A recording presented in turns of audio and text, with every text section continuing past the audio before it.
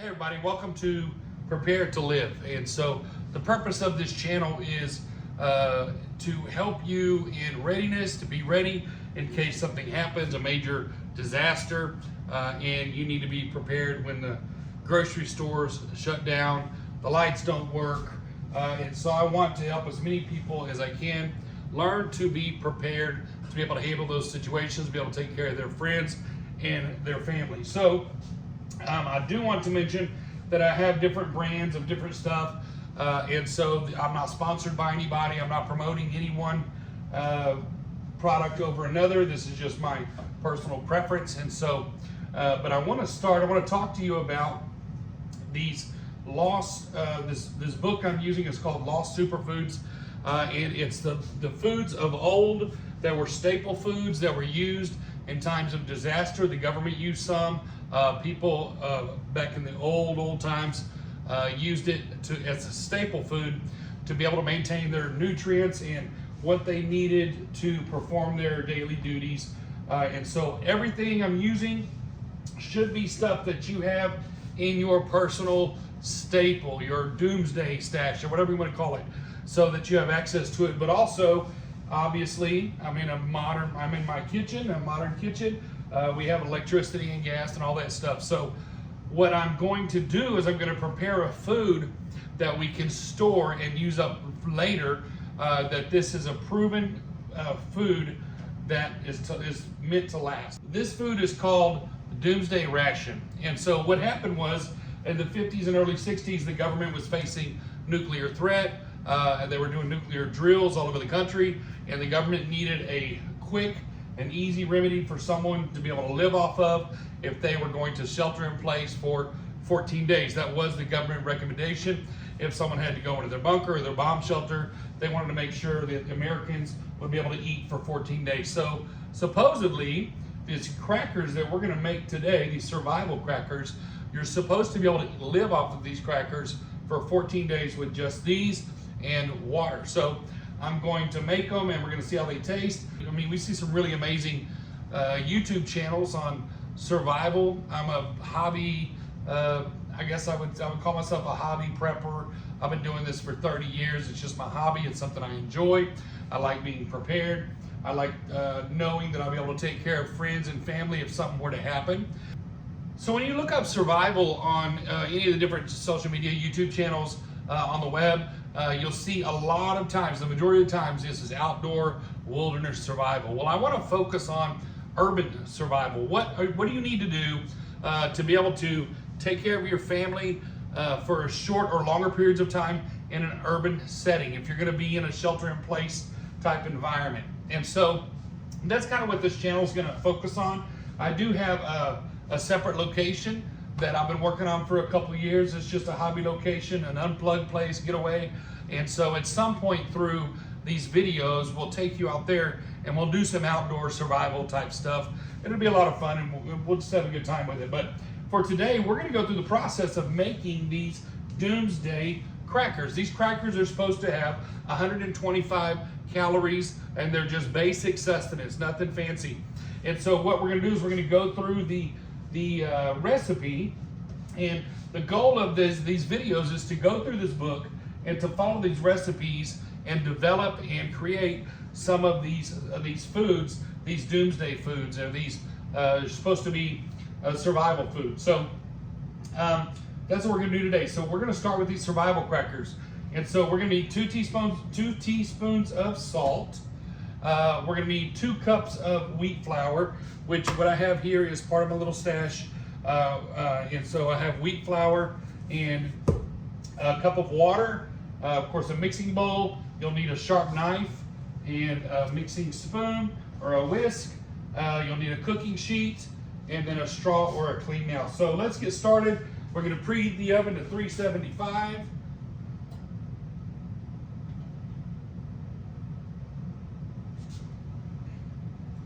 Preheat the oven to 375. Everything I have, it's come directly out of my little stash, and so of readiness supplies. So I thought I'd do something a little bit different. Try to add a little bit of flavor to these things, and so I'm going to add some dehydrated passion fruit yogurt bites to it. And so let's go ahead and break into it and see what. So we've got our wheat flour, calling for 2 cups. 2 cups of wheat flour.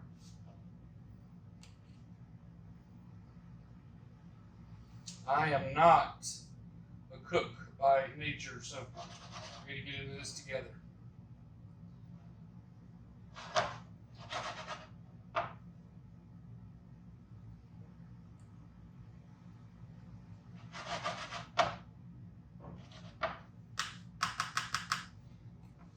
Another thing that I did do is I went in and ordered some oxygen absorbers. So because this is the first time I'm opening these, and I want to be able to reseal them and have them be preserved. So they should be here tomorrow. I'll put the oxygen absorbers back in here, and they'll absorb the oxygen in the product, and they'll preserve them for another year or 2. So there's that. So we've got our 2 cups. We're going to mix the water in. Mix a cup of water.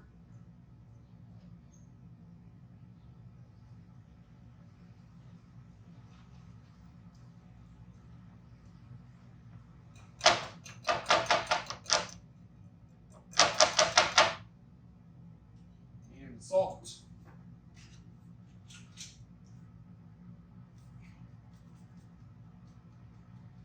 It's calling for a tablespoon of salt, 2 cups of wheat flour, and a cup of water.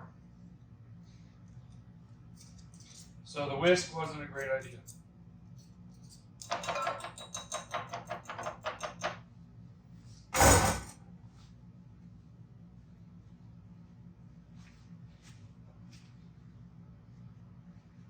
But this is exciting. We're going to learn together. This is my first recipe, and so just want to mix it in really good. You're going to need a sharp knife, which that knife is super, super sharp. Okay, everything's pretty well mixed, possibly. We're going to start the process of kneading it, kneading the dough.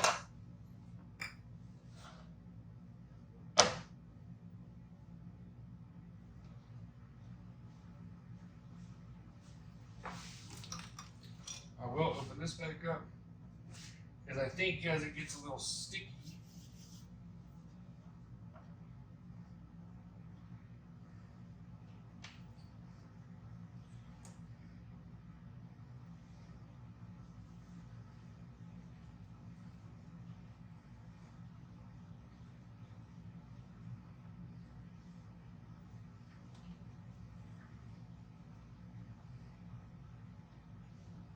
I might even come back later and try out their 14-day ration, see if I can make it on these things with water for 14 days.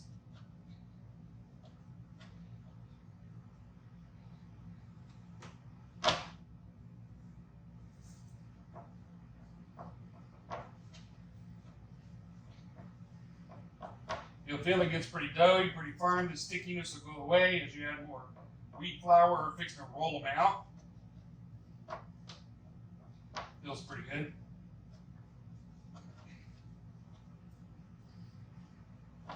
Just want to make sure it's mixed really well.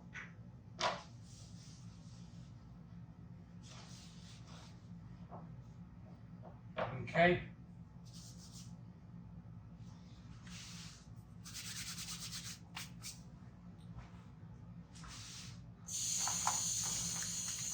Get the roller going.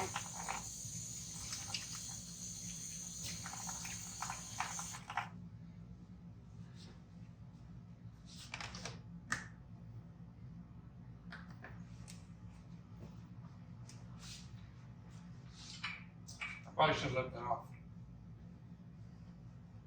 And basically you're going to roll it out to the size of your baking sheet. Now, one thing the instructions do tell you to do is make sure they're no thicker than ½ inch so that they get baked thoroughly.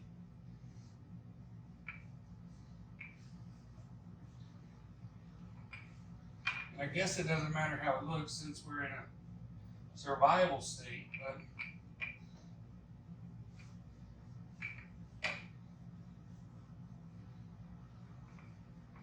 it's got to be one of the easiest. I'm sure this is one of the easiest recipes that we'll do. Pretty well even. I'm looking at about 1/4 inch. And so it says to get a sharp knife. Let me get a spatula.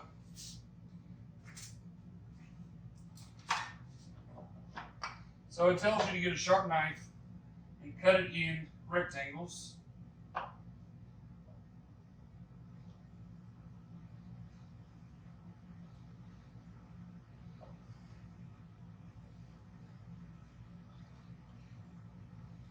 Hang on, let me do something different.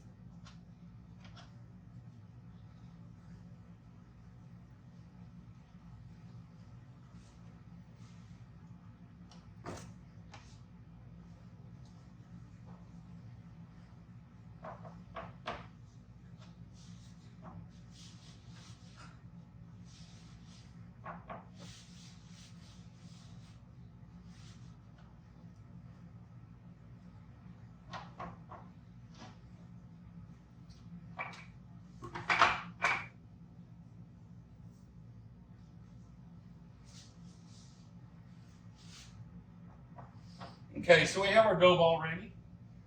Ready to roll out. We're going to swap this out with the cookie sheet.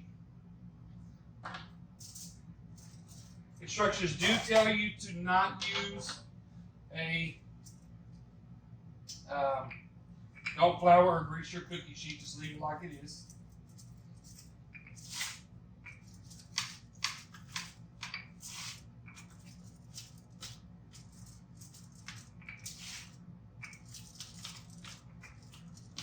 Probably one of the easiest recipes we'll do on this channel so far.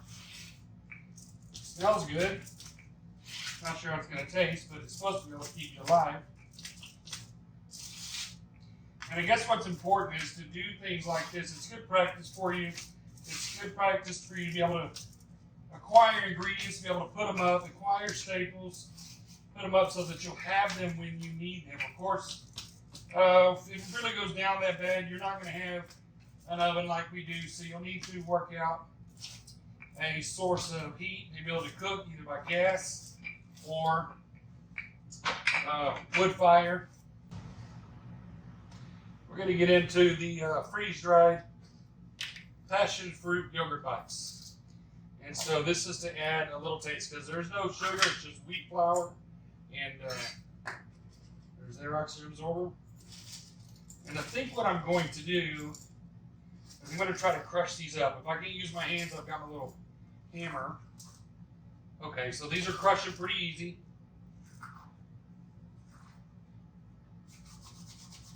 And I'm just going to sprinkle some on. Nothing crazy, just want to add a little bit of taste.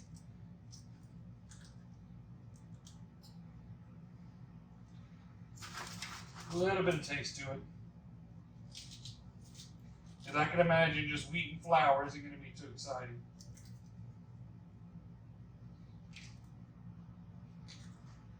So essentially I'm just grinding these into a powder just for taste. Put the oxygen absorber back in, seal that up, and we're going to cut it.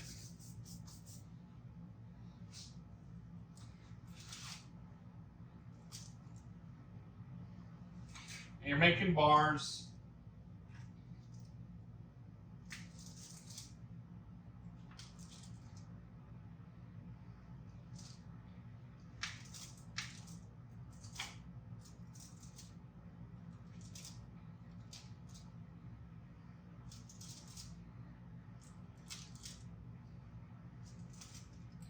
Doesn't tell you really what size to cut it in, but you do need to be prepared to store it once you have made it. And so what I'm going to wind up doing is I've got canning jars and the oxygen absorbers will come in, and so I'll stack these neatly into the canning jars. You could do Mylar. Mylar bags are pretty easy to do. And if you have a way to seal them, you can use an iron to seal your Mylar bags. Okay, so we're gonna put these in the oven. The oven's been preheated at 350 and or 375. We're gonna put these in the oven to bake for 30 minutes.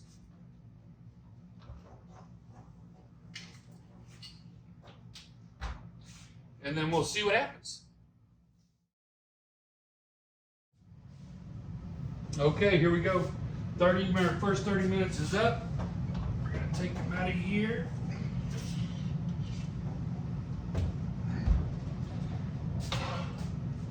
They pretty firm, so we need to flip them. And let me do this over here so you can see what I'm doing. So we need to flip them and bake them another 30 minutes on the other side. What I did do a while ago, I forgot to do before we put them in the oven, was to make holes so they would cook evenly. So you could see the holes. I used a straw, a metal straw, just to make holes in the crackers so that we'd be able to cook, they would be able to cook evenly throughout. And so now, just need to flip them and cook them one more time. So do this all over. This pan is definitely well used. It's my go-to cookie sheet. Okay. Here we go. Think I can do it? Let's see.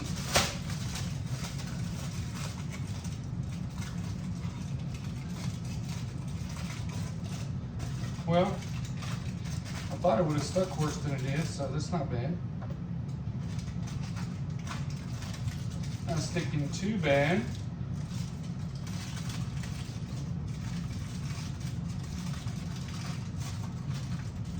So we're going to peel these off. And I'm going to bake them for another 30 minutes. So let's see. You definitely want these things to be baked very well because remember they are for long-term storage. They're a long-term staple, so I want to make sure they're cooked throughout. All right, we'll see you on 30 minutes. Okay, our 30 minutes is up on our second bake. We flip these the crackers and I'm going to heat the oven. And let's pull them out and see what we got. How we look. You see those? Pretty solid. We're going to let them cool off for a few minutes and then we're going to give them a taste test. One thing I was reading about these was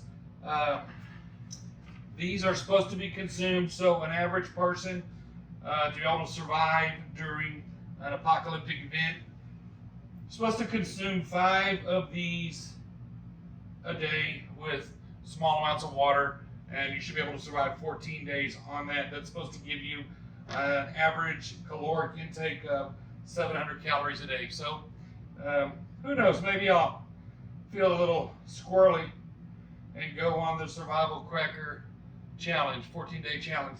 Of course, based upon this, I'm going to need, well, it's supposed to be, according to the book, I was reading the book, and it said that each cracker is supposed to be about 2 inches square. So I don't know how many I've got. I'd have to get accounts how many days this would make it, but I would imagine if you're going to prepare for a long time survival situation, you would want to make several batches of these, if not 2. I mean, my oven can fit 2 large cookie sheets, so 2 batches at 2 pans each would last you a little bit, and then you just store them in some type of a Mylar vacuum sealed, or you could use canning jars and put in an oxygen absorber, and that would last for quite a while. These crackers are supposed to be able to, if you preserve them properly with oxygen absorbers or vacuum seal, should be able to last you up to 4 years in a cool, dark environment, keep it out of the heat.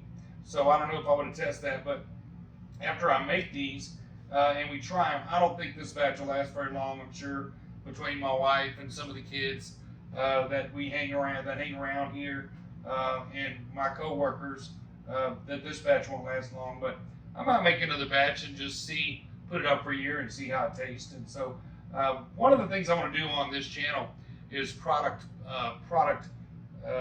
testing. Product testing.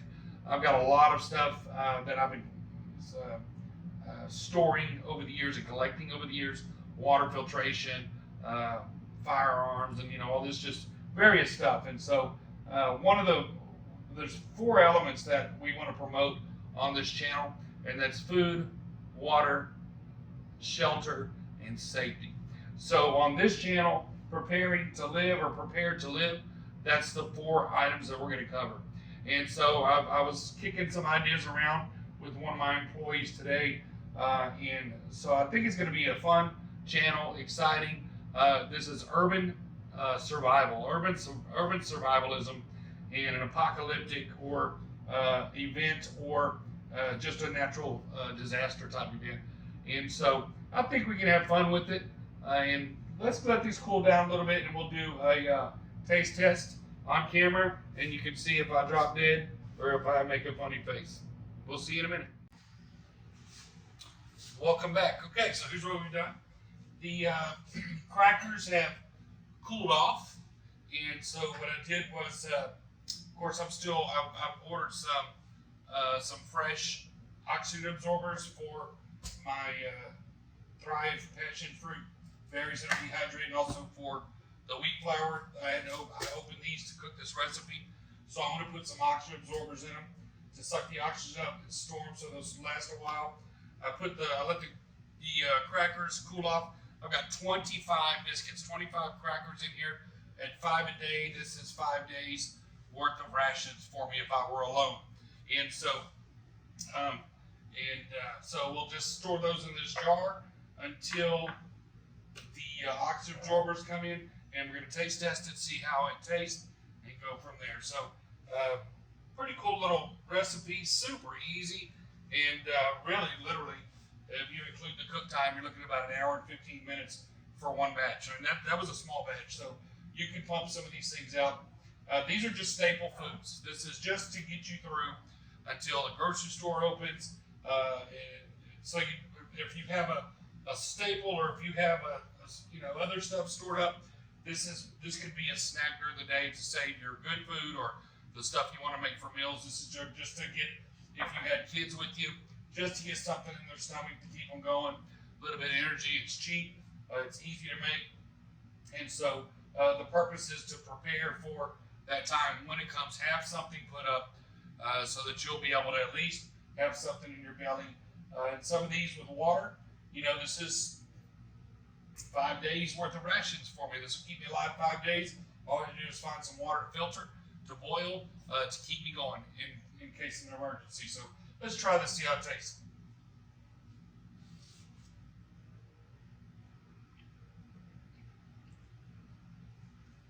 Well,